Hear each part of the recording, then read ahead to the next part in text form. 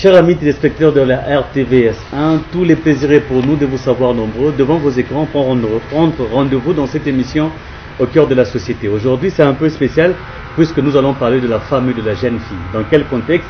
On nous renseigne que moins de 30% de femmes aujourd'hui sont des chercheurs en sciences, mais également moins de 30% de jeunes filles choisissent aujourd'hui des filières liées aux techniques, aux mathématiques ainsi qu'aux sciences. Pourquoi cette façon de faire? Pourquoi les femmes et les jeunes filles ont tendance à éviter de choisir plus les filières et entrer à la science?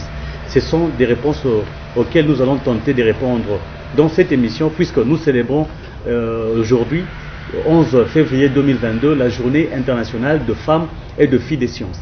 C'est voilà pourquoi on reçoit pour vous des brillantes femmes sur notre plateau. D'abord, à ma gauche, c'est Madame Mélanie Nguindou. Elle est docteure, elle est détentrice d'un master en sciences, mais également médecin dans le centre médical mixte des anémiques, hein, je crois, si je l'ai bien prononcé, SS, appelé communément hôpital de Mabanga. Et de l'autre côté, j'ai Madame Claudine Mpey. Elle est nutritionniste toujours à l'Institut national des recherches des sciences de santé, IRSS en sigle. C'est avec eux que nous allons discuter. Elles vont nous parler, nous expliquer pourquoi cette dichotomie, pourquoi cette, je dirais, déséquilibre, pourquoi les femmes ou les filles ne choisissent pas vraiment cette filière. Alors, je vous reçois sur mon plateau, madame. Merci. C'est vraiment notre plaisir de venir sur ce plateau de la RTVS pour essayer un peu de parler de cette thématique qui vraiment frappe à nos murs, qui fait cette divergence entre les femmes ou filles et les garçons ou hommes,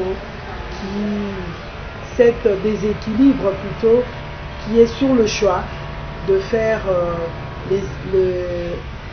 les sciences, la mathématique, la technologie.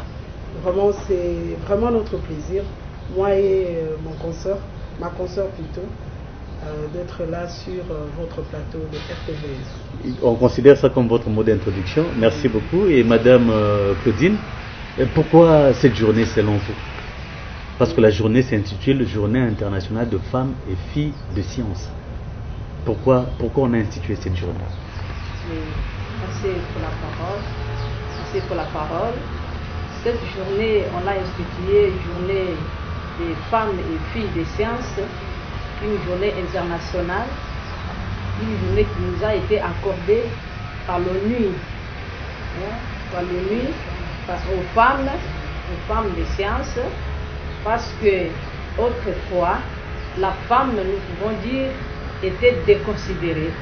La femme était là à la maison, elle était là pour donner des naissances. La femme, on croyait que dans la femme, rien de bon ne peut sortir. Oh, la femme s'est élevée plus haut, elle a fourni d'efforts en éducation, au niveau supérieur, la femme est là. La femme étudie et la femme peut être à la base du développement durable. C'est pourquoi nous, en tant que femmes, nous avons dit, nous n'allons pas rester comme ça, nous taire. Nous voulons faire sentir aussi notre voix pour dire que la femme, elle est utile dans cette femme des sciences. Voilà, cette année, c'est pratiquement je dirais, 7e pour la célébration, parce que la journée a été instituée en 2015. C'est courageux de votre part d'avoir choisi d'abord les sciences, parce que les statistiques nous montrent que il y a moins de 30% de femmes chercheurs dans le monde. Selon l'UNESCO. Justement, donc c'est vraiment attesté. Qu'est-ce qui justifie ça, selon vous? À mon avis, je pense que c'est d'abord lié à la société et à la culture d'un pays. Même de niveau mondial aussi, la culture et la société a un impact, si je peux parler négatif, dans ce choix de faire les sciences pour la femme. Dans nos sociétés, dans nos cultures surtout africaines, déjà dans le choix, c'était plus les garçons, les enfants garçons qui étaient orientés plus à faire les sciences, à faire les études qui coûtaient, qui prenaient du temps par rapport à la jeune fille. Pour la jeune fille, on cherchait toujours quelque chose qui n'est pas durable en termes de temps et qui n'est pas aussi compliqué. Oui. Et on se disait que la femme, la jeune fille, ne peut pas faire des choses, selon eux, entre guillemets, difficiles à la jeune fille, mais on privilégiait plus le garçon. Donc ça va déjà dans notre société. Et c'est ce qui faisait que la jeune fille, elle était poussée à garder silence. Elle ne pouvait pas dire tout haut ce qu'elle ressentait en elle, ce qu'elle pouvait faire librement, parce que déjà le choix a été porté sur le jeune garçon à faire ce qui était coûteux et difficile. C'est la raison pour laquelle la jeune fille était toujours reculée à faire des choses qui sont des options qui n'est pas liées au STEM, donc aux sciences, aux technologies, mathématiques. Donc c'était déjà difficile au départ que la jeune fille puisse faire porter son choix librement dans ce cadre-là qui est de la science.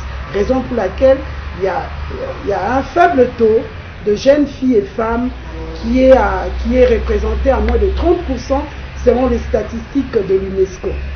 Moi, je pense que la culture et le social a un impact vraiment sur ce problème de choix vis-à-vis de la jeune fille. Voilà, je pense qu'on a une idée sur ces problèmes apparemment culturels, des préjugés imposés à la culture congolaise.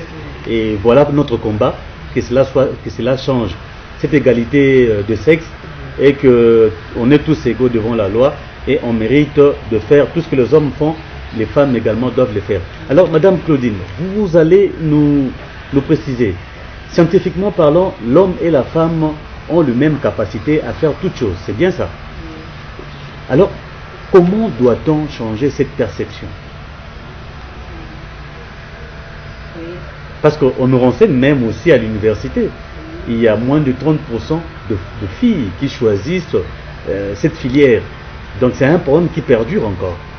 Et c'est vrai, Madame a expliqué, c'est un préjugé. Et le docteur a expliqué, Mélanie, c'est des préjugés liés à notre culture. Mais comment on doit révolutionner les choses? Parce que ça ne doit pas rester ainsi. C'est votre combat d'ailleurs. Vous êtes une femme au foyer. Également, vous travaillez parce que vous avez fait de la science, vous êtes nutritionniste, je rappelle à la population congolaise. Comment doit-on changer les choses? On doit changer les choses en donnant à la femme cette possibilité-là, d'accès et la participation de la femme dans les décisions.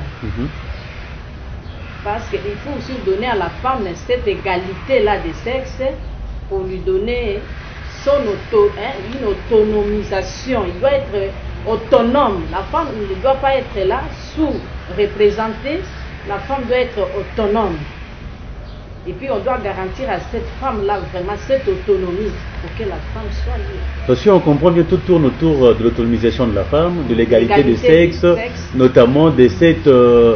c'est-à-dire éveil de conscience de la femme à les instances de prise de décision. C'est un long combat qui n'a pas commencé aujourd'hui. Généralement, ça me rappelle plusieurs thèmes liés au mois de la femme. plusieurs... Mais ce sont des difficultés aussi que vous rencontrez dans les sciences. Oui. Vous avez fait cette filière. Quelles sont les difficultés que vous avez rencontrées? Bon, moi je pense que en voyant, même quand nous étions sur le banc de l'école à l'université, cette manière-là de voir les choses, soi-disant, les hommes sont plus intelligents que les femmes, et sur terrain, c'est pas nécessairement ce qui est faisable. Donc sur le terrain, on a vu autre chose que ce que pense le monde, ce que c'est que pensent les hommes. Les femmes sont plus intelligentes, et on a vu, il y a même des statistiques sur ça, d'où les femmes travaillaient mieux dans les cours comme le mathématique, la technologie. Donc ce sont des choses que ce n'est pas aux hommes de donner cela aux femmes, cette opportunité de faire ce choix. C'est à la jeune fille elle-même de se réveiller pour faire ce qu'elle doit faire selon ce qu'elle ressent en elle. Je pense que ce n'est pas quelque chose qui doit être donné. Et moi, pour ce qui se dit souvent, on le voit même dans nos milieux de travail, on exige plus à la femme. Ah, on vous a donné cette poste, vous devez vraiment montrer de quoi vous êtes capable. Non, moi je pense que ce n'est pas juste. Parce que ce sont le même travail que la femme fait, que l'homme fait. Donc on devait demander les exigences à ces deux catégories de personnes. Et parce que des fois on dit que la femme a tendance à s'abattre sur les hommes de son service pour l'aider à accomplir son tâche. Justement, c'est faux. C'est faux parce qu'il y a des femmes qui sont capables de faire, de rendre le rendement de son travail mieux que les hommes. On le voit. Ça, c'est une manière que le monde voit les choses. Bon, peut-être je peux parler aux femmes directement pour dire que cette négligence-là, cette façon-là de nous considérer toujours bas dans nos rendements de travail, nous devons abolir cela parce que la femme est capable de faire mieux et faire mieux que ce qu'on lui demande de faire. Pourquoi? Parce que la femme, quand il est dans le travail, il y met son cœur. Le cœur de la femme est dans son travail. Elle est porteuse, de la même façon qu'elle est porteuse mère porteuse des enfants, c'est de la même façon que la femme porte à cœur le travail qu'il fait. Donc dire que la femme néglige, non. Moi je pense que ce n'est pas vrai parce qu'il y a des femmes, quand ils travaillent, ils mettent son cœur et son cœur est dans son travail. Vous êtes marginalisé de temps en temps? Moi personnellement je dirais non, je ne suis pas marginalisée parce que je sais quel est mon devoir et quand je fais mon travail, je dois le faire correctement, comme les hommes le font. Et on est sur terrain, on travaille, on est là. Je respecte mon heure de travail et je le fais consciencieusement. C'est question de prendre conscience de ce à quoi vous êtes appelé de faire.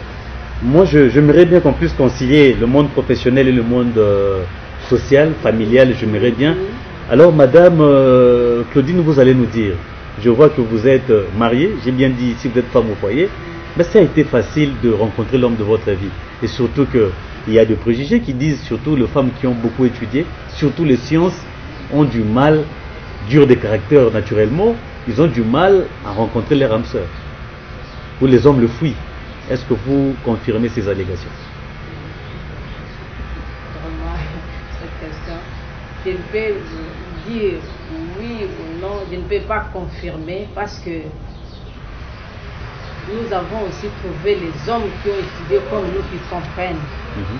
Qui comprennent que la femme a étudié, la femme c'est un être, bien sûr, dans le foyer, nous ne pouvons pas dire égalité. L'homme reste supérieur dans le mariage. Mais en ce qui concerne la science, nous avons tous les mêmes. Mais quand son conscient intellectuel est moins que le vôtre, là ça pose problème. Ça pose problème. C'est de ça qu'on voulait comprendre, oui. Oui, si vous avez le mari à un niveau et puis plus bas que vous, vraiment le degré de compréhension c'est un peu difficile. Ça pose un peu de problème. Qu'est-ce qui explique ça? C'est le complexe? C'est le complexe d'infériorité tout simplement.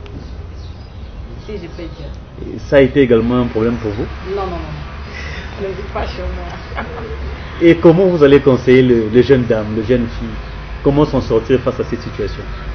Face à cette situation de... Oui, rencontrer quelqu'un comme ça et qui vous comprend difficilement, tout simplement parce que vous valez mieux que lui. Comment faire dans ces cas? Bon, tout ça dépend des choix que vous avez fait dès le départ. Dès le départ, si vous avez fait un mauvais choix de choisir un homme qui a un niveau plus bas, je vous assure, vous aurez toujours des problèmes. Parce qu'il ne va pas arriver à vous comprendre. Hein, il ne va pas arriver à vous comprendre. Bon, à ces jeunes filles, peut-être relevez aussi, demandez aussi au mari d'aller poursuivre les études. Là, c'est pratiquement une injure. Ça. Non, non, vous lui dites seulement, vous voyez, monsieur, tu peux faire ceci, vous dites ça avec amour. Tu peux faire ceci, vous pouvez compléter les niveaux. Avant qu'on puisse prendre la deuxième partie qui sera liée bien sûr au thème de la journée, qui est l'équité, l'égalité et l'inclusion. Et tous, on a accès, pour un accès à l'eau, je crois, si je ne me trompe pas. On va essayer de comprendre comment les femmes de sciences s'organisent.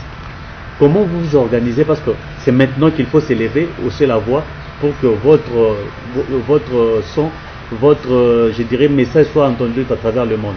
Ce sont déjà des journées qu'on a instituées pour permettre à la femme de mesurer, se mesurer, je dirais, à l'homme. Pas se mesurer dans le sens de valoir mieux que lui, mais non, mais c'est de faire entendre votre voix. Vous, en principe, comment vous deviez procéder? Généralement, on a aboli des journées telles que le 8 mars avec des festivités de célébration qui généralement ne tournent qu'à des réjouissances, porter la pagne, boire et puis passer à autre chose. Mais vous, comment vous pensez-vous qu'on doit commencer à célébrer cette journée si c'est né à travers de conférences et des journées de réflexion? Justement, nous, en tant que femmes de recherche, nous avons notre association qui s'appelle IFRESCO, l'Union de femmes de recherche scientifique. Dans cela que nous réunissons pendant ce mois de mars pour que nous puissions réfléchir. Là, on est au mois de février. Là. Non, ça se prépare justement au mois de février pour que nous puissions bien célébrer. Mais l'UFRESCO ne limite pas ses activités rien qu'au mois de mars. Non, non, non, justement, c'est une association où on retrouve les femmes de la recherche scientifique qui se réunissent justement pour s'échanger, avoir des idées, comment anticiper les choses à la lumière de tout ce qui se passe dans le monde. Surtout, et entrer à la science. Comment nous devons booster nos jeunes filles à ne pas hésiter à s'intégrer quand ils emboîtent le pas, quand ils veulent prendre l'envol. Mais ça c'est important, c'est à la base. Mais pourquoi ne pas effectuer des descentes dans des lycées par exemple pour essayer d'inculquer à cette jeune fille la mentalité qu'elle doit oser comme l'homme le fait? Oui, moi je pense que maintenant la représentation, il y a une forte représentation de filles dans le domaine de la science.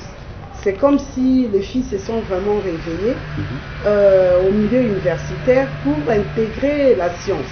La polytechnique, la mathématique, l'informatique, la médecine, la pharmacie, la biologie. Vraiment, il y a une forte représentation de filles maintenant. Moi je pense que c'est comme j'ai dit au départ, c'est lié à la société, c'est lié à la culture. Et quand, au fur et à mesure, la culture est en train de changer, la société aussi prend le pas, emboîte les pas pour qu'il puisse avoir cette amélioration à ce niveau-là.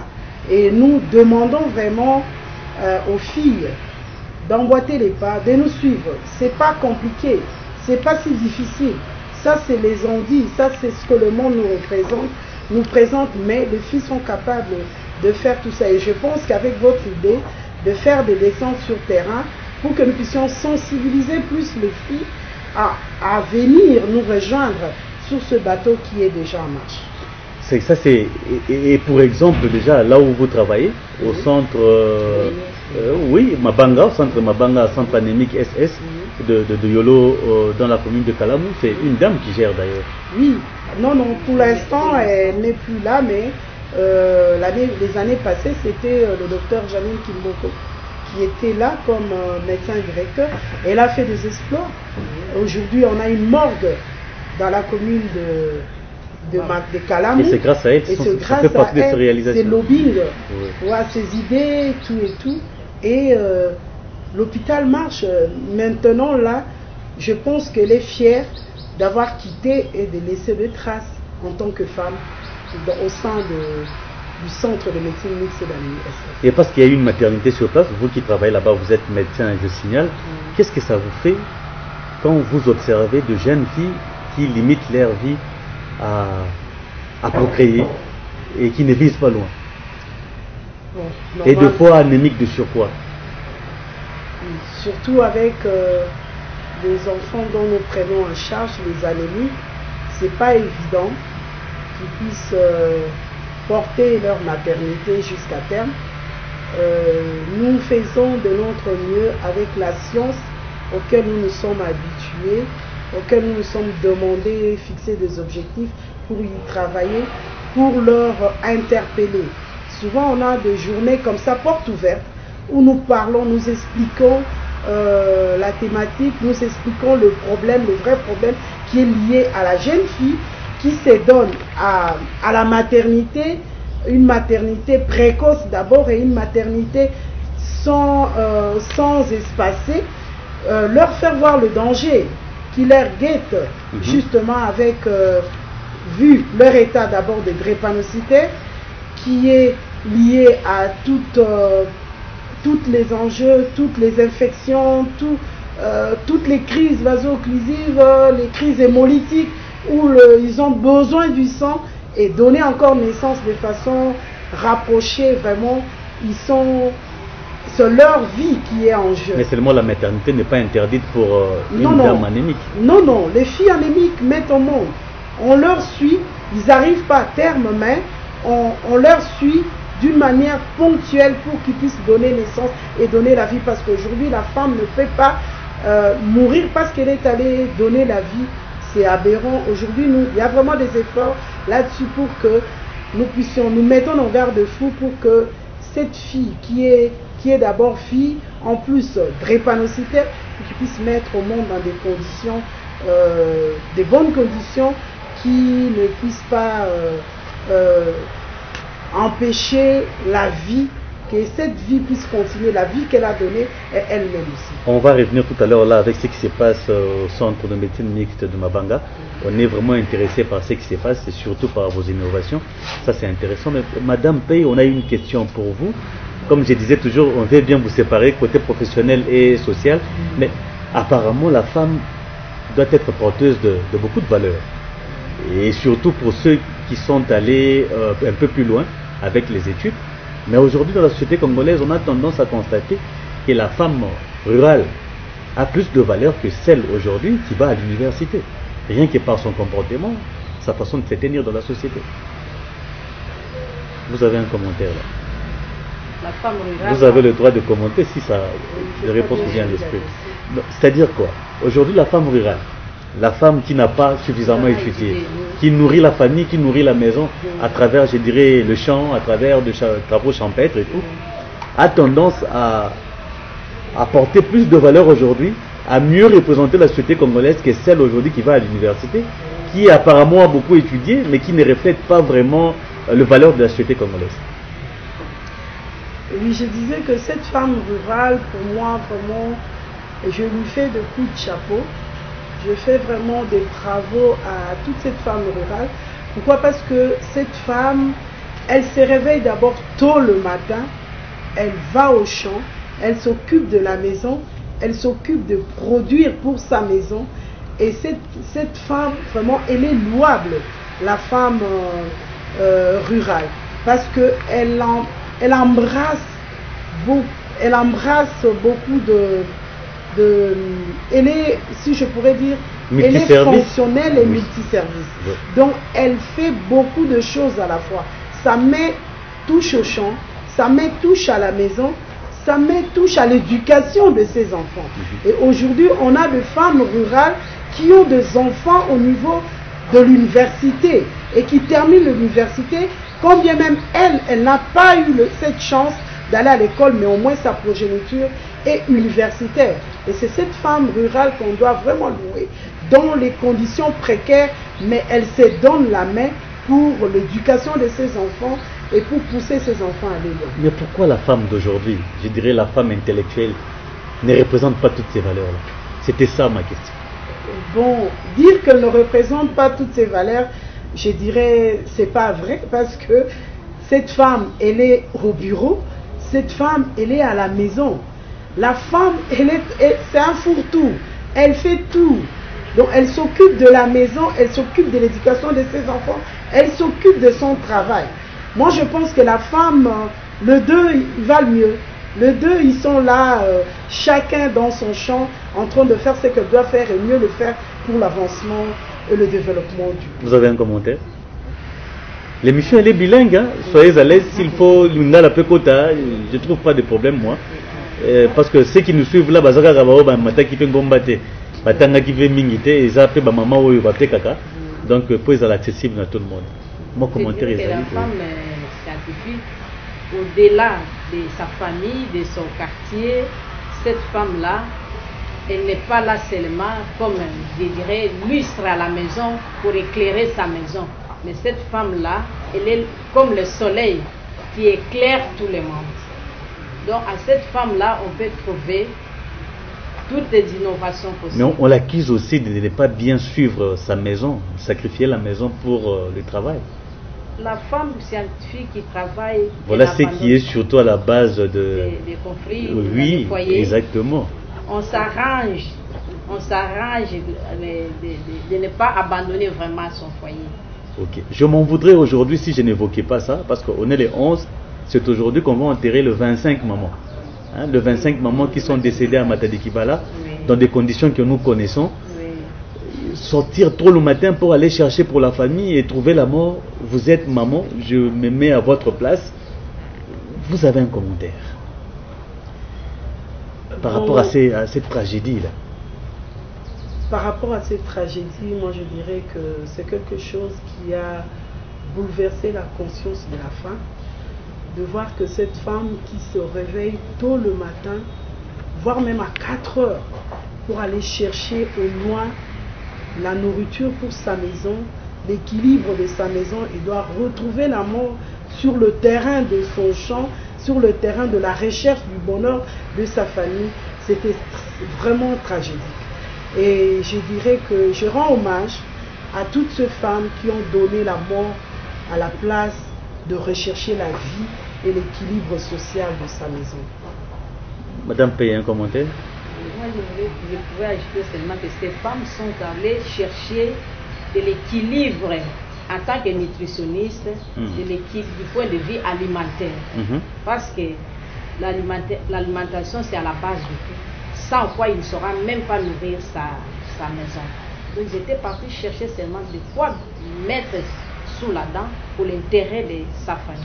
Voilà, vous êtes nutritionniste, je rappelle, mais on voudrait bien avoir quelques pourcentages par rapport aux enfants, garçons et filles, qui naissent 2 fois précocement. C'est quoi les pourcentages? Ce sont plus les garçons qui sont un nombre un peu plus élevé que les filles. Comment ça se passe? Ou c'est juste la chance ou l'opportunité?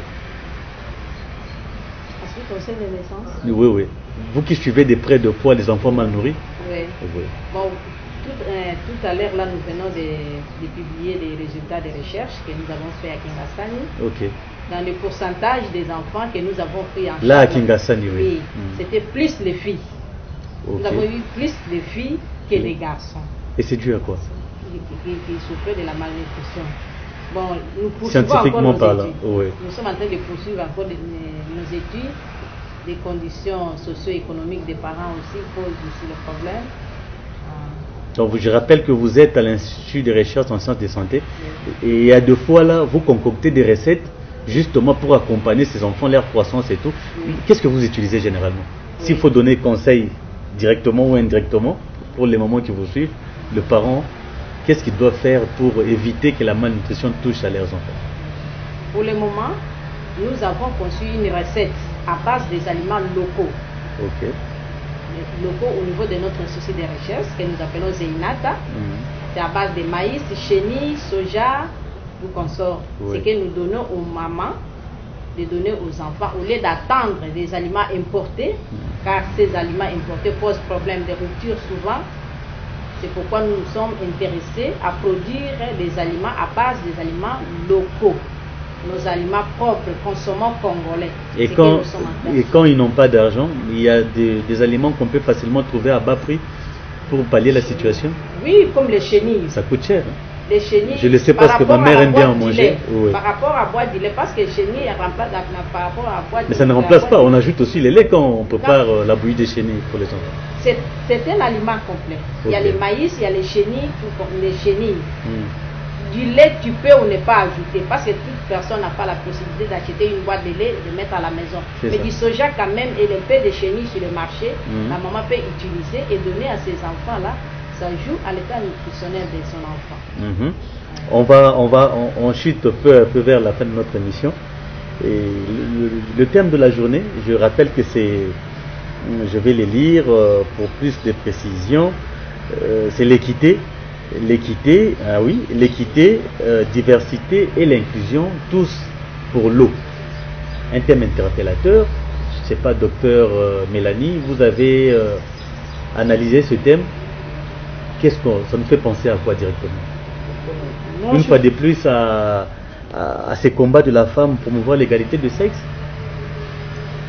Moi je dirais que la gestion inclusive de l'eau peut réduire les inégalités qui existent entre l'homme et la femme, et cela en rapport avec le coût. Ok, en rapport avec le coût.